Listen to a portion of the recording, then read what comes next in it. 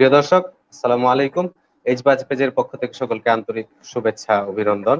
কানাডায় তরুণ ফার্মাসিস্টদের সম্ভাবনা নিয়ে আজকের অনুষ্ঠানে আলোচনা করার জন্য উপস্থিত আছেন doctor Golam Mesbah Uddin, post doctoral associate হিসেবে আছেন department of medical genetics, Cumming medical school, university of Calgary, Alberta, কানাডাতে। আপনাকে স্বাগতম আমাদের অনুষ্ঠানে। মেহেদি, তোমাকে অসংখ্য ধন্যবাদ আমাকে ইনভাইট করার জন্য।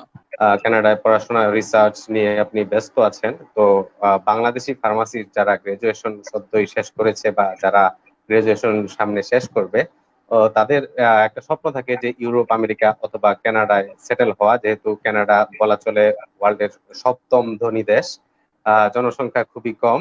তরুণ ফার্মাসিস্ট যারা আসলে গ্রাজুয়েশন শেষ করছে বা করবে, তারা কিভাবে আসলে কানাডায় যেতে পারে, কি কি বাংলাদেশি ফার্মাসিস্টদের জন্য কানাডায় কি প্রসপেক্ট অপেক্ষা করছে? থ্যাংক ইউ মেহেদি। তো ফার্স্ট অফ অল, তোমার তোমার যে ইন্টারেস্টের কথা বললা সেটা তোমার জন্য বলছি, প্লাস আরো যারা দেখছে, যাদের ইচ্ছা দেশের বাইরে আসাটা আসলে কিন্তু যারা একবারও যায়নি তাদের জন্য হয়তো একটু কনফিউজিং একটা ব্যাপার থাকে।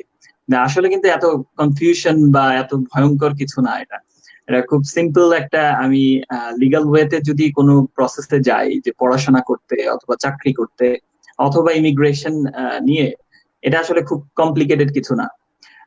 আমরা আসলে নিজেরা কমপ্লিকেটেড বানাই। সো প্রসপেক্টিভের পার্সপেক্টিভ বলো আর যেটার ফিউচার প্রসপেক্টস বলো, যেটাই বলো, আমাদের ফার্মাসিস্ট বাংলাদেশ থেকে হোক অথবা পৃথিবীর যে কোনো দেশ থেকেই হোক, কানাডা, ইউএস অথবা এনি ডেভেলপড কান্ট্রি, যদি একটা ওয়ার্ডে উত্তর দিতে চাই সেটা হচ্ছে আনলিমিটেড অপরচুনিটি রয়েছে, মানে in different field. So specifically আমরা যারা ফার্মাসিতে পড়াশোনা করেছি, আমরা অলরেডি জানি যে আমরা মাল্টি ডিসিপ্লিনারি সাবজেক্ট একটা pharmacy. So different kind of সাবজেক্টে পড়া যায়, ডিফারেন্ট কাইন্ড অফ প্রফেশনে আমরা এনরোল করতে পারি। যদি অপরচুনিটির ক্ষেত্রে বলো, কানাডা বলো, ইউএস বলো বা এনি ডেভেলপড কান্ট্রি, মূলত তিনটা মেইন ক্যাটাগরিতে বা মেইন স্ট্রিমে ফার্মাসিস্টরা কাজ করে।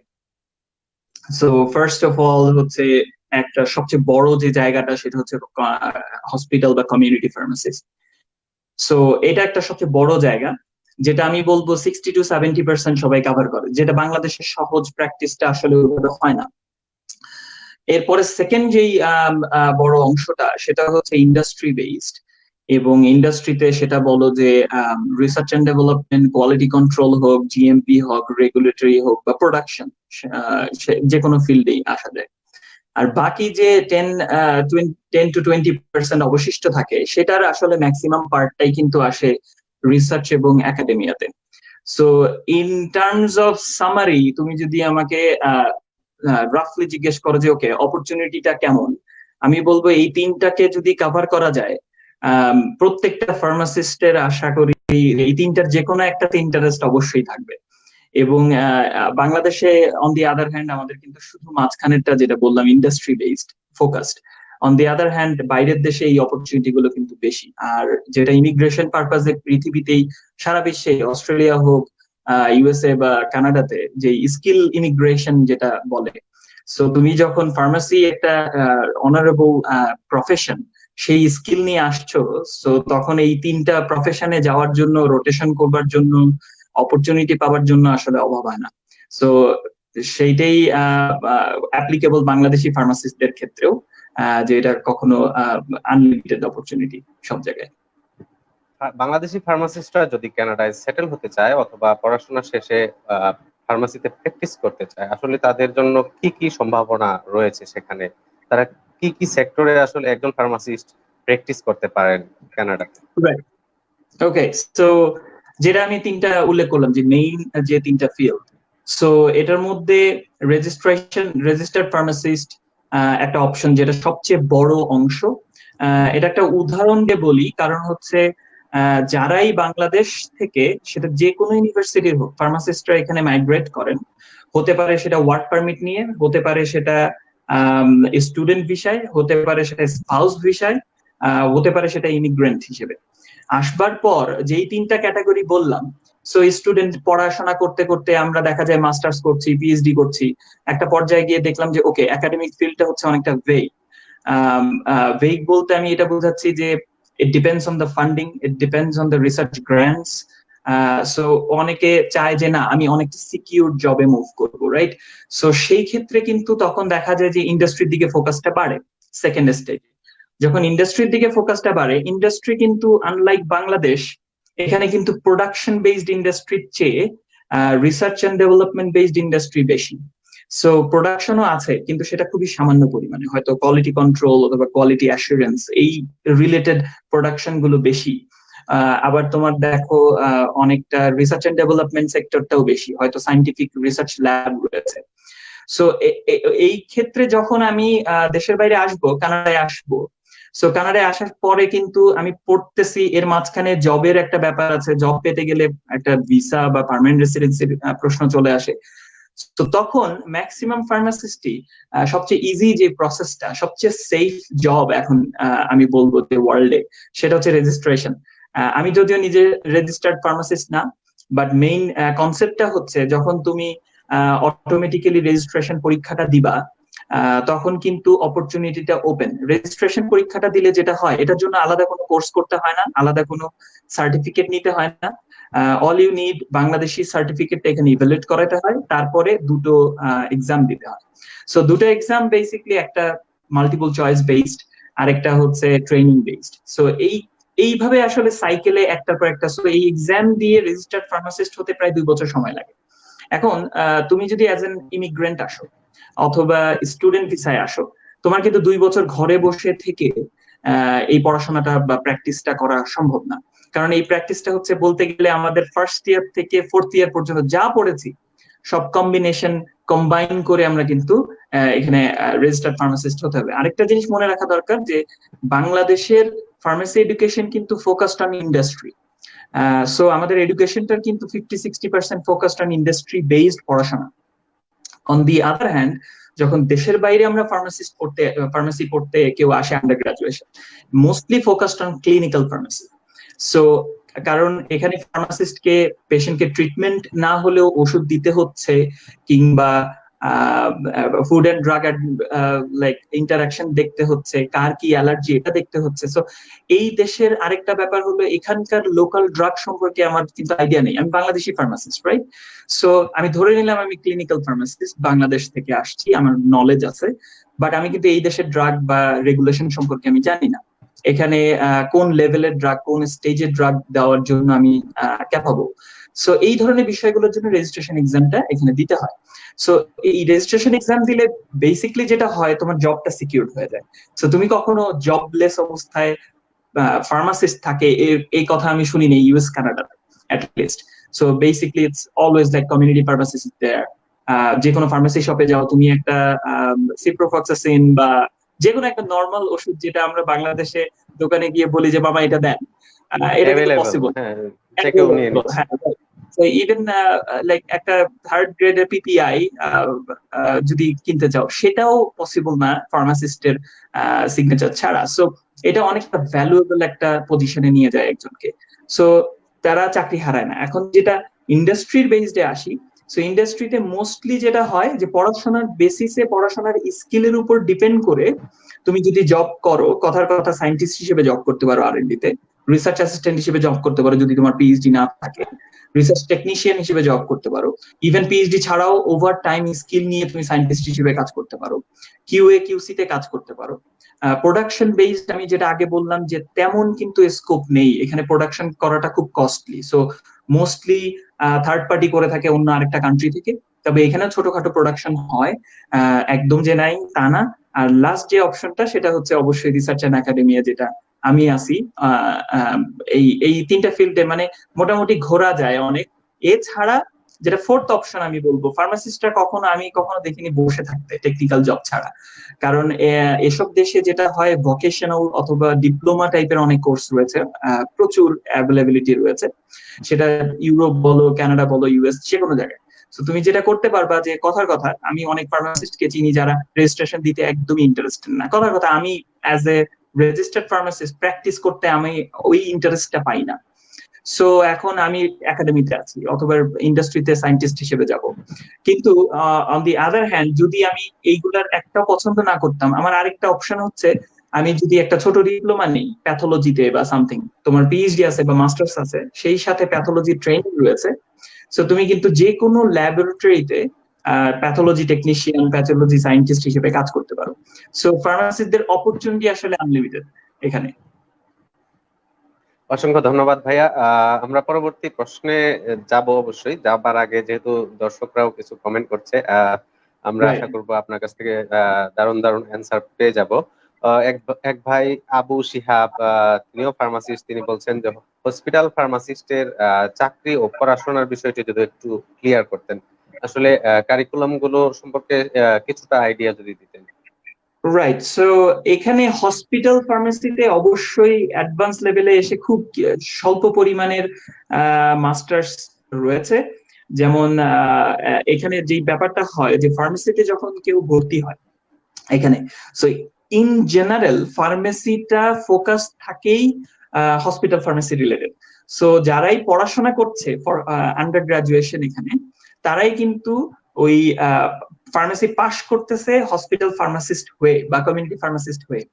ইন্টারেস্টিংলি আনলাইক বাংলাদেশ, আমরা যেমন বাংলাদেশে, এটা নেগেটিভ কোনো ফ্যাক্টর না, আমি জাস্ট জিনিসটাকে অন্যভাবে দেখি। রাইট, হ্যাঁ। সো আমাদের বাংলাদেশে কিন্তু রেজিস্ট্রেশনটা পাস করে বেরোনোর সাথে সাথে দিয়ে দিচ্ছে। আমি বলছি না যে এক্সাম নেওয়া দরকার বা সামথিং, এটা নিয়ে অনেক কনভারসেশন হয়েছে, বিশাল একটা ব্যাপার তো।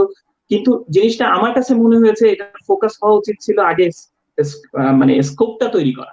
অ্যাজ এ হসপিটাল ফার্মাসি আমাদের যেই পরিমাণ রেজিস্ট্রেশন আছে, আমাদের কি সেই পরিমাণ হসপিটাল ফার্মাসিস্ট বাংলাদেশে আছে? নাই। সো বাইরের দেশে একদমই নেই। হ্যাঁ, সো বাইরের দেশে যেটা হয় যে হসপিটাল ফার্মাসি পড়াশোনা করে বা ফার্মেসিতে পড়াশোনা করে যেই আসুক, সে যদি অ্যাজ এ ফার্মাসিস্ট প্র্যাকটিস করতে চায়, সো এই টার্মটার সাথে আমরা কিন্তু পরিচিত না, প্র্যাকটিস করা, যে ফার্মাসিস্ট নামে কিন্তু এখানে যদি আমি বলি যে আমি pharmacist, that means next question must be mandatory question, সবাই জিজ্ঞেস করে ইউ রেজিস্টার্ড? তার মানে হচ্ছে যে আমি রেজিস্টার, আমি প্র্যাকটিস করতে পারবো কিনা। তবে সেই অ্যাসপেক্টে যেটা জিজ্ঞেস করলো আপু, যে এখানে এসে মূলত হসপিটাল ফার্মাসির জন্য আলাদা কিছু পড়বার প্রয়োজন নেই। আপনি মাস্টার্সে, কথার কথা রিলেটেড মাস্টার্সে যদি আসেন, যদি হসপিটাল ফার্মাসি পান, আমি সঠিক জানি না, হসপিটাল ফার্মাসি পান আসতে পারেন। এছাড়া মেডিকেল পাবলিক হেলথ রয়েছে, অথবা এই রিলেটেড ক্লিনিক্যাল ফার্মাসি রয়েছে। এই ধরনের মাস্টার্সে আসলেন 2 বছর লাগে মাস্টার্স করতে। In the meantime you can sit for the exam for registration. এটার জন্য যথেষ্ট কন্টেন্ট রয়েছে এখানে, কারিকুলাম রয়েছে, আপনি নিজে ঘরে বসে প্র্যাকটিস করতে পারবেন। অনেক কোচিং সেন্টার রয়েছে এখানে, $1,000 থেকে $1,500 খরচ হয়। এটা পড়াশোনা করে বছর 2-1 মতো লাগে 3টা এক্সাম দিতে। টোটাল টাইমের একটা গ্যাপ আছে, বছরে মাত্র 2টা এক্সাম হয়। এরপর আপনি ইজিলি হসপিটাল ফার্মাসিস্ট হিসেবে রেজিস্টার্ড, আপনি যে কোনো জায়গায় কাজ করতে পারবেন। নিউজিল্যান্ডে সাধারণত দ্বিতীয় বর্ষ অথবা তৃতীয় বর্ষে থেকেই হসপিটালে প্র্যাকটিস ইন্টার্নশিপ, এমন কিছু কি কানাডাতে সেম অর কিছুটা ডিফারেন্স? কানাডার আসলে ফার্মেসি যখন পড়াশোনা করা হয় তখন এর আসলে শেষ পর্যায়ে ট্রেনিং আছে কিনা আমি শিওর না, বাট যে এক্সাম গুলোর কথা বললাম, 2টা এক্সাম মেইনলি সবার জন্য, এটা কানাডিয়ান হোক বাইরের হোক সবার জন্য 2টা এক্সাম। কিন্তু ফার্স্ট আরেকটা এক্সাম দিতে হয় বাংলাদেশি হোক আর ইউএস এর ফার্মাসিস্ট হোক। সে যদি ইউএস থেকেও আসে তাও তার ওই international student, right, exactly, anyone international student, তাকে ইভালুয়েশন এক্সাম দিতেই হবে। সো ইভালুয়েশন এক্সামটা হচ্ছে জাস্ট ভেরিফাই করা যে কানাডিয়ান স্ট্যান্ডার্ডের সাথে ম্যাচ করে কিনা। এখানে অনেকের কোশ্চেন থাকবে, আমি এখানেই অ্যান্সার করে দিচ্ছি যে কতটুকু ডিফারেন্স পড়াশোনা। যদি কেউ এই ইভালুয়েশন এক্সামটা পাস করতে চায় অথবা রেজিস্টার্ড ফার্মাসিস্ট হতে চায়, তাহলে ফার্স্ট ইয়ার থেকে 4th ইয়ার পর্যন্ত যা শিখেছি সবকিছু মাথায় থাকতে হবে। মুখস্থ না, মানে জাস্ট নলেজ থাকতে হবে। আমরা যেমন মুখস্থ বিদ্যা করি বাংলাদেশে, এটা হ্যাঁ বেসিকটা থাকতে হবে। আর সেকেন্ড এবং থার্ড এক্সামটা আসলে এক্সাম না, এটা মূলত তোমাকে প্র্যাকটিস করতে হবে কোনো একটা ফার্মেসি স্টোর অথবা হসপিটালে, যেখানে তুমি একজন সুপারভাইজার আরেকজন ফার্মাসিস্টের আন্ডারে থাকবা এবং সে তোমাকে ইভালুয়েট করবে যে তুমি কতটুকু ভালো ফার্মাসিস্ট এবং ট্রেনিং করবে। তারপর তুমি ফাইনাল রেজিস্ট্রেশনটা পাবা। সো প্র্যাকটিস বলতে যেটা 2-3 মাস প্র্যাকটিস করতে হয়, এক্স্যাক্টলি আমি বলতে পারবো না, বাট এগুলো সবই কানাডিয়ান ফার্মেসি কাউন্সিলের পাওয়া যায়। ওকে, নিশ্চয়ই আমরা পরবর্তী প্রশ্নে যেতে চাই। যাবার আগে আরো কোশ্চেন, থ্যাংক ইউ আরেকজন ভেরি মাচ। দর্শক বলছেন যে can I get job offers as research assistant in Canadian industry from Bangladesh to get work permit? Work permit পেতে বাংলাদেশ থেকে কি সরাসরি রিসার্চ অ্যাসিস্ট্যান্ট হিসেবে জয়েন করার সুযোগটা আছে কিনা? আমি সত্যি কথা বলতে 3 মাস আগেও বলতাম না। রিসেন্টলি একটা ঘটনা ঘটছে, যেটা That's fine. বাংলাদেশের এক বড় ভাই উনি রিসার্চ সায়েন্টিস্ট হিসেবে ডিরেক্টলি আসছেন ওয়ার্ক পারমিট নিয়ে, যেটা খুবই আনইউজুয়াল। কেন, আমি জাস্ট ছোট্ট করে বলে দিই। এখানে যখন একজন একটা গভর্নমেন্টের রেগুলেশন থাকে, তো এই জিনিসগুলো অনেকেই আমরা জানা নেই। প্রত্যেকটা গভর্নমেন্টকে যখন এই ধরনের পজিশন ঘোষণা করে, যদি কোনো ইন্টারন্যাশনাল অ্যাপ্লিকেন্টকে তাকে রিক্রুট করতে হয়, তাহলে তাকে ইমিগ্রেশনে দেখাতে হয় যে আমার কানাডাতে permanent resident, work permit holder অথবা সিটিজেন কেউ এই যোগ্যতা রাখে না। এই কোনো কোম্পানি এই রিস্কটা নিতে চায় না। হ্যাঁ, এখানে কিছু লুপহোল অবশ্যই আছে। সেখানে যেটা কোম্পানিতে খুব ভালো করে একজন তোমাকে চেনে এবং জানে যে তোমার স্পেশাল একটা স্কিল রয়েছে, যেটা তারা অ্যাডভার্টাইজ করেছে, এবং ওই ধরনের স্কিলের সেট তারা অন্যান্য কোনো সিভি থেকে পায়নি। সো রুলস অনুসারে আমি যতদূর জানি দ্বিতীয়বার আবার পোস্ট করতে হয় তাদেরকে অ্যাডভার্টাইজটা, তারপরে সে ওই অফারটা পায়। সো সেই ক্ষেত্রে কেউ যদি অফার পায়, অবশ্যই এখানে ওয়ার্ক পারমিট দিবে। কিন্তু ডিরেক্ট যদি কেউ বাংলাদেশের থেকে বসে অ্যাডভার্টাইজ দেখে অ্যাপ্লাই করে উইদাউট ইন্টারনাল নেটওয়ার্কিং, তাহলে আমার মনে হয় সেটার সময় খুবই সম্ভাবনা কম। এটি বলেছেন যে রিসার্চে কানাডায় যথেষ্ট সম্ভাবনা রয়েছে ফার্মাসিস্টদের জন্য। তো আমরা জানতে চাইবো আসলে একজন ফার্মাসিস্ট কিভাবে আসলে কানাডায় রিসার্চে কাজ করতে পারে বা পিএইচডি করতে কানাডায় যেতে পারে, তার মোটামুটি একটা স্বচ্ছ প্রসেসটা যদি আপনি একটু ক্লিয়ার করে দেন, এবং স্কলারশিপ পাওয়ার ক্ষেত্রে কি কি ওয়ে অবলম্বন করলে তুলনামূলক সম্ভাবনা থাকে। যে সিজিপিএ, কিন্তু এটা কনসেপ্টটা কি, মানে এই সিজিপিএ স্ট্যান্ডস ফর হোয়াট? মানে কথার কথা 3.8 তার মানে কি, মানে কত পার্সেন্টেজ অফ মার্ক, বা এটার ইকুইভ্যালেন্সি কানাডিয়ান সেই ইউনিভার্সিটিটার রিকোয়ারমেন্টটা কি, রাইট? এটা কিন্তু আমরা জানি না। হয়তো 3.8 মানে কানাডিয়ান ইউনিভার্সিটিতে 80% মার্ক অথবা 90% মার্ক, আর অন্যদিকে আমি যে ইউনিভার্সিটি থেকে পাশ করে এসেছি 3.8 মানে হয়তো 70% মার্ক, রাইট? সো এই যে ভ্যারিয়েশনটা, এটা কিন্তু আমরা জানি না। সো এটাকে বলা হয় মিনিমাম রিকোয়ারমেন্ট। একটা ইউনিভার্সিটি ভর্তি হবার সময় আমার আগে দেখতে হবে আমার কি প্রোফাইল আছে। যে দুইটা জিনিস সেপারেট, তুমি যেটা জিজ্ঞেস করেছো, একটা হচ্ছে অ্যাডমিশন, একটা হচ্ছে স্কলারশিপ। সো আগে দেখতে হবে আমি অ্যাডমিশনের যোগ্যতা রাখি কিনা। যদি আমার অ্যাডমিশনের চেয়ে অনেক বেশি যোগ্যতা থাকে, যে আমার রেজাল্ট ভালো, আমার রিসার্চ পেপার রয়েছে, অথবা রিসার্চ পেপার নেই, আমার রিসার্চ এক্সপিরিয়েন্স রয়েছে, আইএলটিএস এর স্কোর ভালো, তাহলে কি আমি স্কলারশিপের জন্য অ্যাপ্লাই করতে পারবো কিনা। তারপরেও চেক করা উচিত মিনিমাম রিকোয়ারমেন্ট গুলো কি একটা ইনস্টিটিউটে। অনেক সময় দেখা যায় যে সব কাভার হয়ে গেছে, কিন্তু আমার আইএলটিএস এর স্কোর, যেহেতু medical related subject, most of the ইউনিভার্সিটিতে medical related subject, pharmaceutical science, M pharm যেটাই বলো, 7.5 হচ্ছে আইএলটিএস এর requirement, so which is really high. So এখন ওইখানে কিন্তু আমরা ধরা খেয়ে যাই। আবার অনেক অনেক কোর্স রয়েছে, বায়োটেকনোলজি, অনেক কোর্স রয়েছে যেখানে কিন্তু তুমি 6.5-এও আসতে পারো। সো এইটা হচ্ছে একটা ভ্যারিয়েশন, এটা আমার জানতে হবে ফার্স্ট। এইটা জানার পরে সেকেন্ড স্টেপ হচ্ছে স্কলারশিপ, যে আমার নিজের ফান্ডিং এ যেতে হবে, নাকি আমি স্কলারশিপে যাব, নাকি একটা প্রফেসর আমাকে ফান্ড দিবে আমি ওখানে যাবো। তো এটা জানার জন্য দেখা যাবে যে ওকে ফাইন, আমার কি ক্যাপাবিলিটিস রয়েছে, স্কলারশিপের জন্য কি কি ক্রাইটেরিয়া আমার দরকার। এক্ষেত্রে যেমন আমার একটু ইন্টারাপ্ট করতে হ্যাঁ, চাচ্ছি। শিওর, যেহেতু দর্শক একজন কোশ্চেন করেছিলেন, অবশ্যই আপনি স্কলারশিপের দিকে যাচ্ছেন। তো রাইট, অনেক অনেক দর্শক যারা ফার্মাসিস্ট অনেকেই আছে, তারা চায় যে না, স্কলারশিপ যদি মিস হয় আমি নিজের টাকায় রাইট, যেতে চাই, পড়াশোনা করতে চাই। তো এক্স্যাক্টলি। মাস্টার্সে অ্যাপ্রক্সিমেট কস্ট কেমন হয়, এটা একটা ধারণা যদি দিতেন রাইট। সো এর ফাঁকে। স্কলারশিপ, ধরো ধরো কেউ অ্যাডমিশন পেলো, এক্সকিউজ মি, ধরো কেউ অ্যাডমিশন পেলো, পাবার পর সে ওয়েট করছে অফার লেটারের জন্য, তারা জিজ্ঞেস করলো স্কলারশিপ তোমার হয়নি, সো তোমাকে টাকা পে করতে হবে।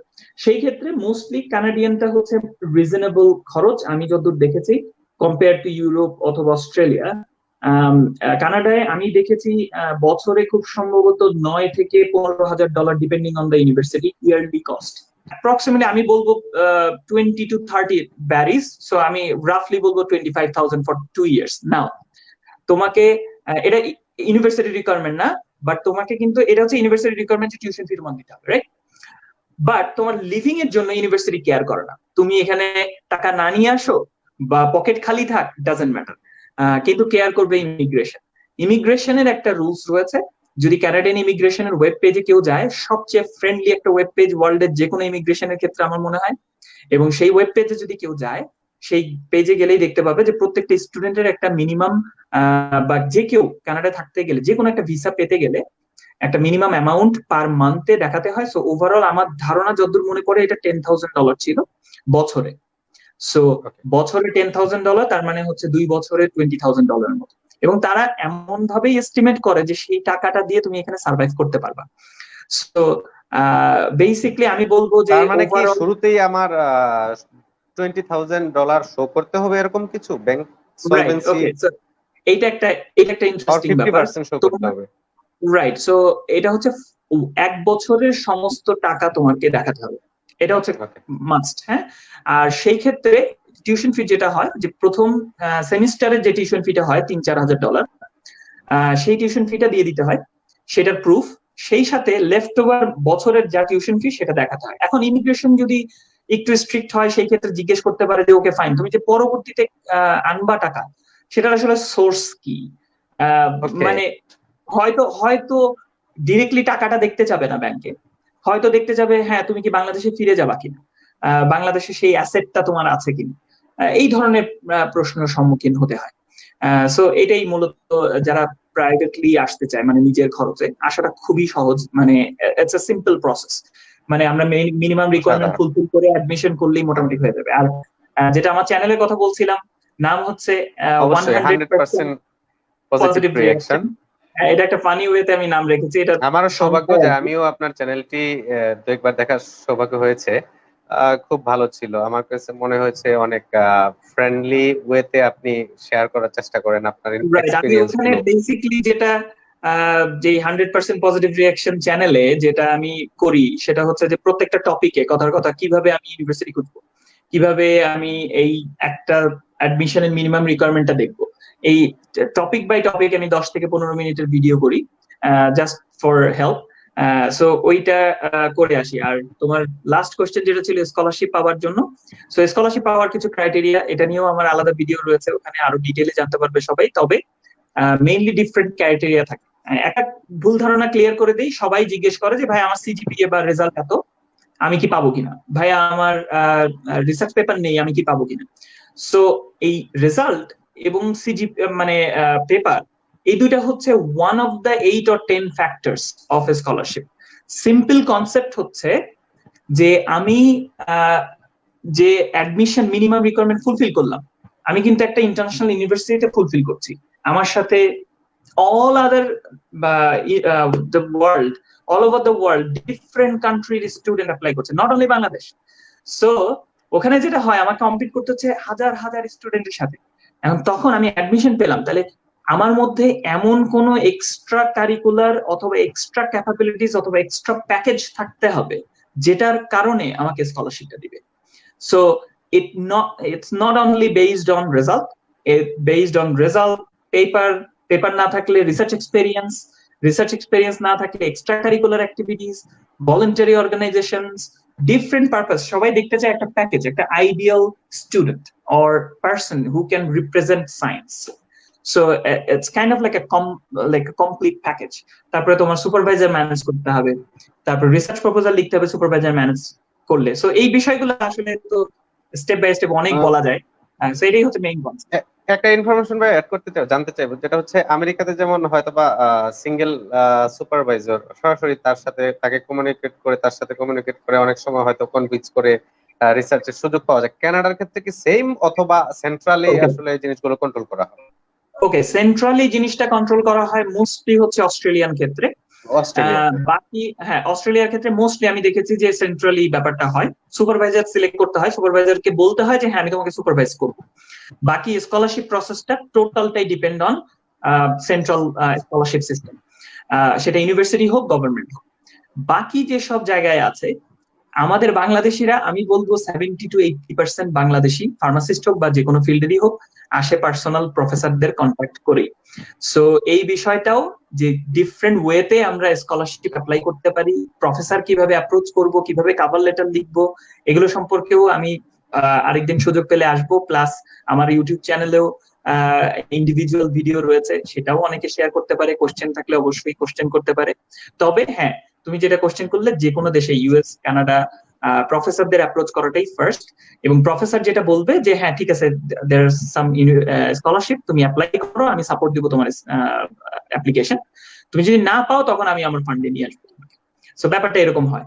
অস্ট্রেলিয়ার ক্ষেত্রে হয় না এই কারণে, ওখানে টিউশন ফিটা যেটা বললাম যে ইউএস কানাডাতে কম টিউশন ফি, ওখানে টিউশন ফি হচ্ছে শুরুই হয় খুব সম্ভবত 35,000 থেকে 35,000 ইয়ার। হ্যাঁ, হিউজ। সো রাইট, সো এইটার কারণে মূলত হচ্ছে কোন সুপারভাইজারই নিজের টাকায় কোনো স্টুডেন্টকে নিয়ে আসেন। একজন দর্শক তানভীর আহমেদ, তিনি কোশ্চেন করেছিলেন যে 5 বছরের যারা বি ফার্ম প্রফেশনাল বাংলাদেশে করছে, তাদের ক্ষেত্রে কি আলাদা কোনো ফ্যাসিলিটিস বা এক্সট্রা কোনো সুযোগ তারা পেতে পারে কিনা? সত্যি কথা বলতে রেজিস্ট্রেশন ওয়াইজ কোনো এক্সট্রা ফ্যাসিলিটি নেই। যদি সবাই সমান, এখানে লোকাল ফার্মাসিস্টও সমান, তাকেও এক্সাম দিয়ে রেজিস্টার্ড ফার্মাসিস্ট হতে হবে। যদি রিসার্চ বেসড এর কথা বলি, 5 বছরের ক্ষেত্রে হয়তো একটা ইম্প্যাক্ট ফেলবে, হয়তো প্রফেসর দেখবে যে ও সে ফার্ম ডি ইকুইভ্যালেন্ট কোনো ফার্মেসি করা, but you are eventually coming back to the research, so it really doesn't really matter যে 5 বছর কি 4 বছর। তবে হ্যাঁ, যদি এখান থেকে রেজিস্ট্রেশন হয় এবং পরবর্তীতে হসপিটাল ফার্মেসি বা ক্লিনিক্যাল সায়েন্টিস্ট হিসেবে কাজ করতে চায়, রেজিস্টার্ড ফার্মাসিস্ট হিসেবে, in future like in 5 years 10 years time যখন সে স্কিলড হয়ে যাবে, তখন হয়তো এটা ইম্প্যাক্ট ফেলবে যে ওকে, একটা ফার্মাসিস্ট সে 5 বছরের ডিগ্রি নেওয়া, তখন হয়তো ইভালুয়েট করবে যে কোন ফিল্ডে ডিগ্রি নেওয়া বা ক্লিনিক্যাল ফার্মাসি কিনা, এই ধরনের বিষয়গুলো। একজন দর্শক আবারও জানতে চাচ্ছেন আপনার ইউটিউব চ্যানেলের নামটিকে, আমি বলে দিচ্ছি, 100% পজিটিভ রিঅ্যাকশন। 100% পজিটিভ রিঅ্যাকশন সংখ্যায় 100% পজিটিভ রিঅ্যাকশন আমরা কমেন্টে দিয়ে দিব। আবার আমরা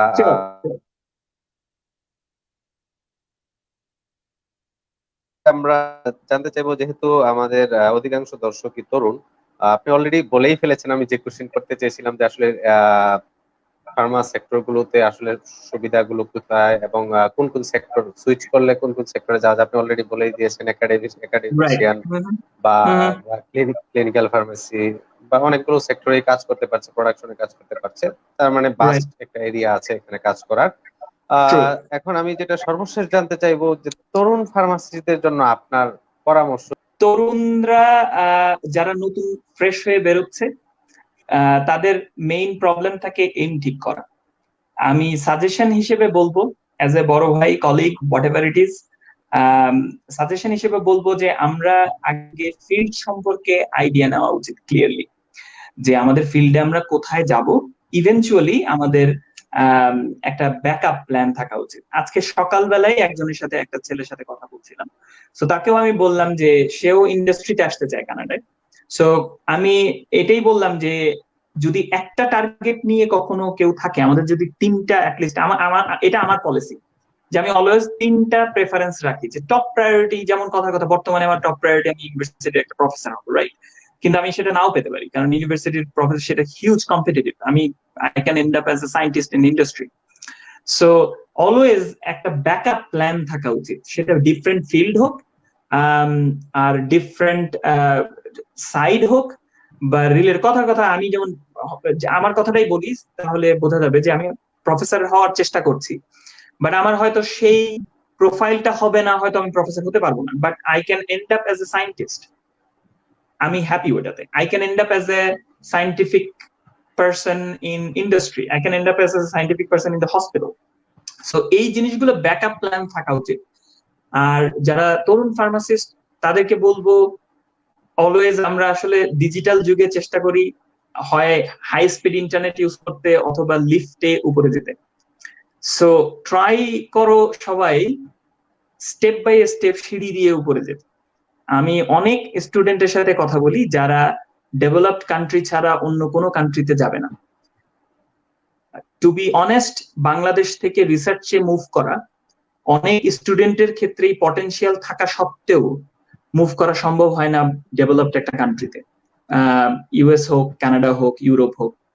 সেই ক্ষেত্রে যাদের রিসার্চে হিউজ প্যাশন, তাদেরকে আমি বলবো যে স্টেপ হিসেবে এশিয়ান কান্ট্রিগুলো ইউজ করতে পারে, যে south Korea, Japan, Taiwan, China, এসব রাইট প্রচুর রিসার্চ অপরচুনিটি, এখন ভালো স্যালারি দিচ্ছে, অ্যাজ এন মাস্টার্স স্টুডেন্ট ভালো স্কলারশিপ আছে। সেখান থেকে মাস্টার্স করবার পরে কিন্তু ইভেনচুয়ালি আমরা একটা ডেভেলপড কান্ট্রিতে মুভ করতে পারি। সো আমি বলবো যে স্টেপ বাই স্টেপ জিনিসগুলো চিন্তা করতে। একবারে যদি আমরা তাকাই যে ওকে আমি টাকা ইনকাম করব, কানাডায় যাব, ইউএসএ তে যাব, তাহলে কিন্তু জিনিসটা আসলে কখনোই সাকসেসফুল হবে না। টাকা ইনকাম ইভেনচুয়ালি হবে, সবাই ইনকাম করবে, সবাই জবলেস থাকবে না, সবকিছু সলিউশন হবে, but you have to come with the steps. মানে তুমি কখনোই একটা স্টেপ গ্যাপ করে আরেকটা স্টেপে যেতে পারবে না। সো এটা সেটা applicable for admissions, applicable for country choice, applicable for aims. So aim can be changed. আমার ইনিশিয়ালি যে রোমাঞ্চকর ঘটনার কথা বললাম, আমি যখন ফাইনাল ইয়ারে আমি যখন থিসিস করি স্ট্যানফোর্ড ইউনিভার্সিটিতে, তখন আমার ফ্রেন্ড সার্কেলের সাথে আমি বলতাম যে দেশের বাড়ি তো যাবোই না, আমি যাবো হচ্ছে পিএনডি তে কাজ করবো ফার্মাসিউটিক্যালে, রাইট? সো এটা আমার মেইন টার্গেট ছিল। আমার কিছু ফ্রেন্ড সার্কেল একসাথে আমরা ল্যাবে কাজ করেছি এবং সেই থ্রুতে তারাও স্কলারশিপ পেয়ে গেল। তখন হঠাৎ করেই আমার ইন্সপিরেশন আসলো এবং আউট অফ দ্য ব্লু আমি অ্যাপ্লাই করা শুরু করলাম। এবং একটা সংখ্যা বলি, সেই সংখ্যা বললে এটা 2010 সালের কথা। আমি